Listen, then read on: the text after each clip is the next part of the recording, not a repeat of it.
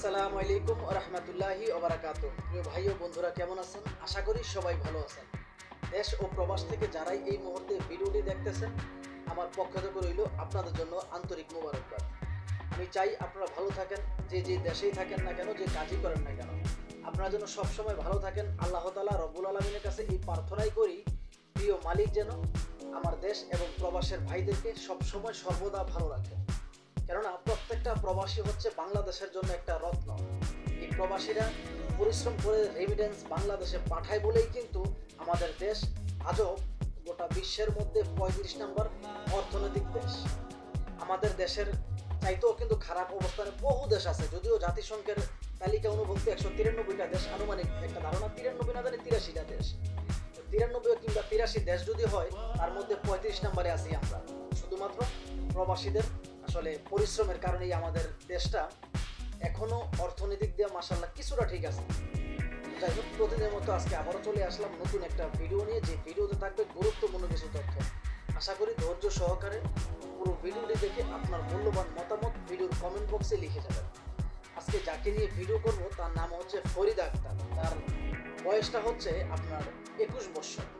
এই মেয়েটার বয়স হচ্ছে 21 বছর এবং কি সেই মেয়েটা বিয়ে করতে চায় কিন্তু প্রেম করতে চায় না। শুধুমাত্র প্রেম করে ধোঁকা খেয়ে সেই মেয়েটা আজ আপনাদের দ্বারস্থ হয়েছে। এবং সেই প্রেম কিন্তু আসলে বড় ফ্যাক্ট না, বয়সটা যেমনই হোক।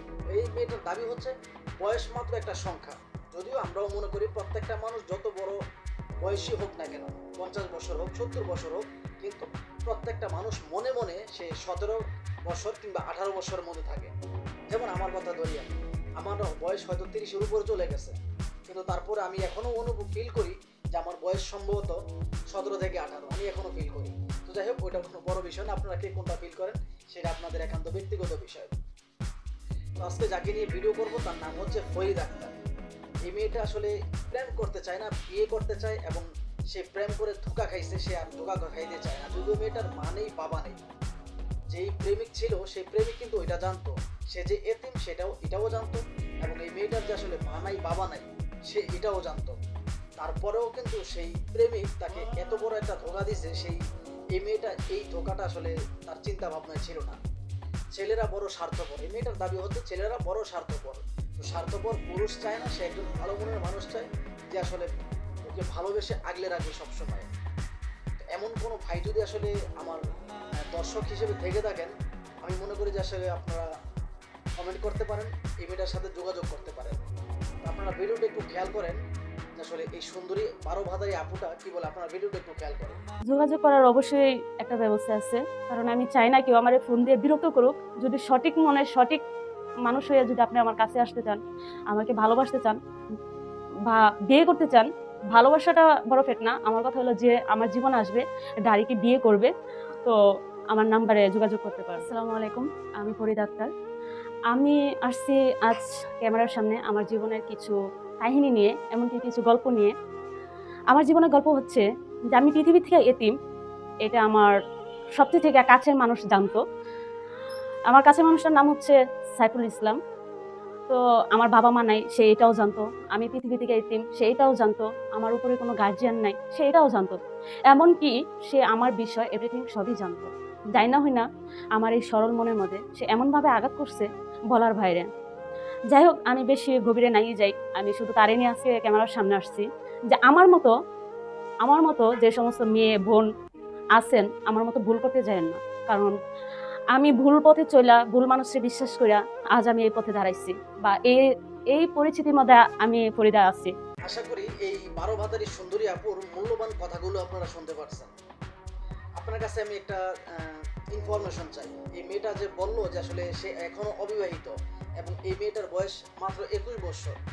আপনারা একটা জিনিস খেয়াল করেন তো, বয়সকালে যদি এই মেয়েটার বিয়ে হতো, তাহলে আমি মনে করি আমার সমান একটা বাচ্চা থাকতো। এই মেয়েটার আমার সমান একটা বাচ্চা থাকতো, যদি আমার সমান নাও হয় আর কম থাকতো। এই মেয়েটা যদি বয়সকালে বিয়ে হতো, তাহলে এতদিনে আসলে ওর কিন্তু মেয়ে বিয়ে দেওয়া যেত।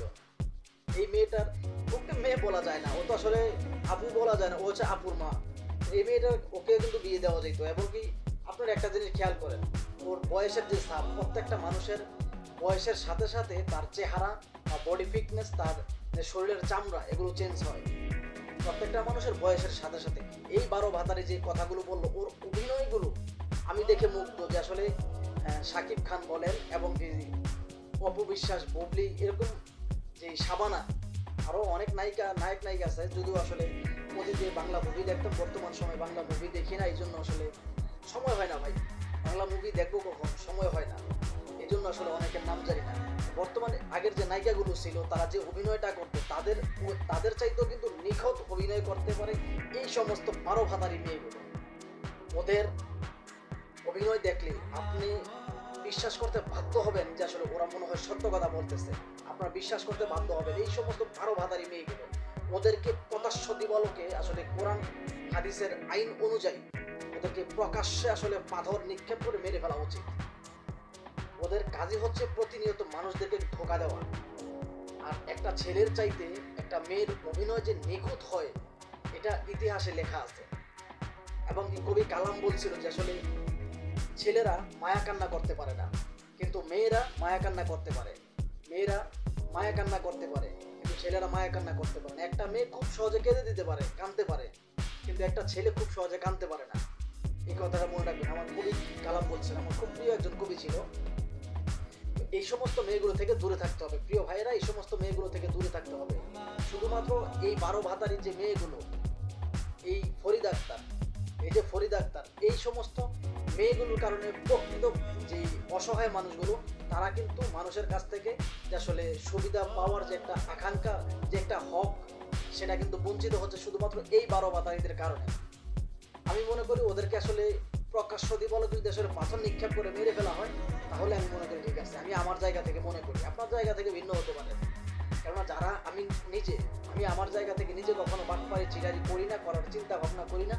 এবং কি যেই সমস্ত মানুষ, সে ছেলে হোক কিংবা মেয়ে হোক, যারা এই সমস্ত কাজগুলো করে, মানুষদেরকে ধোঁকা দেওয়ার চিন্তা করে, আমি এই সমস্ত মানুষদেরকে কখনোই পছন্দ করি না। আর আমি সবসময় যেই ঘটনাটা সত্য, সেটা মানুষের সামনে উন্মোচন করে দিতেই কিন্তু পছন্দ করি। তো এগুলো থেকে দূরে থাকতে হবে। শুধু এগুলো নয়, এই মেয়েটা, ও বলতেছে ওর বাবা মা নাই। আমি মনে করি না যে আসলে ও সত্য কথা বলতেছে। ও যে বলতেছে ওর নাম ফরিদা, আমি এটা বিশ্বাস করি না। তার কারণ হচ্ছে প্রতিবেদনে যে মেয়েগুলো আসে, 100% থেকে 100% মেয়েগুলোই কখনো তাদের নিজের সত্য পরিচয় দেয় না, কখনো তাদের নিজের সঠিক নাম বলে না। তার কারণ হচ্ছে আজকে এই মেয়েটা যদি আপনার কাছ থেকে দেখা গেছে মোটা অঙ্কের একটা টাকা নিয়ে আপনাকে ব্লক করে দিল, তখন আপনি কি করবেন? আপনি চিন্তা করবেন তার নাম, ঠিকানা, পরিচয় সবকিছু আমি জানি, তার বাড়িতে 2 দিন আগে হোক কিংবা পরে হোক তাকে গিয়ে ধরবো। ওরা এটা ভালো করেই জানে, আমরা কি চালাক, তার চাইতে বড় মাস্টারমাইন্ড প্ল্যান এই ইউটিউবার ওদেরকে শিখিয়ে দেয়। এই জন্য ওরা সত্য পরিচয় কখনো আপনাদেরকে দেয় না, কোনো ভিডিওতে দেয় না। যাই হোক, ভালো থাকবেন, সুস্থ থাকবেন। আর এই ভিডিওটি আসলে কাউকে উদ্দেশ্য করে বানানো হয়নি, শুধুমাত্র সতর্কমূলক ভিডিও। প্লিজ কেউ খারাপ মন্তব্য করবেন না। ভিডিওটি ভালো লাগলে চ্যানেলটি সাবস্ক্রাইব করে আপনাদের পাশে থাকার সুযোগ দেবেন। এবং ভিডিওটি যদি ফেসবুক পেজ থেকে দেখা থাকেন, তাহলে পেজটি ফলো করে আপনাদের পাশে থাকার সুযোগ দিবেন। এমনও হতে পারে এই ভিডিওটা একটা শেয়ার করে দিবেন আপনি, আপনার একটা শেয়ারে আরেকটা মানুষ দেখে একটু হলেও সচেতন হবে। ভালো থাকবেন, সুস্থ থাকবেন। আপনাদের জন্য সবসময় শুভকামনা। আল্লাহ হাফেজ।